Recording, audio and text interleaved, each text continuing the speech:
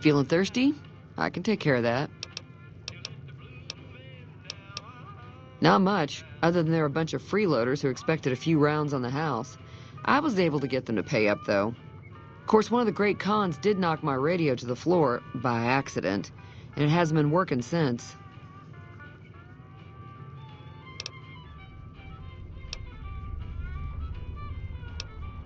They were having some kind of argument about it, but the guy in the checkered coat kept shushing them.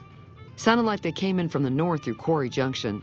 If that's the case, I can't say I blame them for not wanting to go back. That whole area is overrun with the kind of critters that just get mad if you shoot them. Merchants avoid that whole stretch of I-15 like it's radioactive, which it could be for all I know. I didn't hear exactly, but the leader was talking about the strip. Fellow wants to get there and avoid the 15, he'd have to go east. Take Highway 93 up.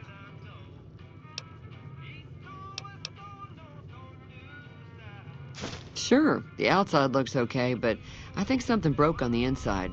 There'd be caps in it for you. I do like to hear what's going on in the world, and that Mr. New Vegas seems like such a gentleman.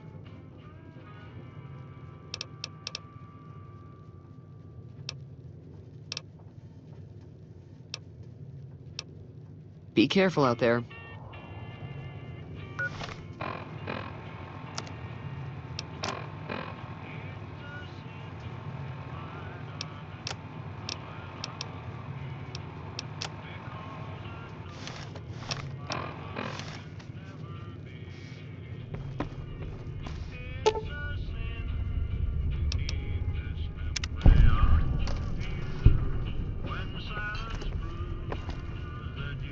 Feeling thirsty?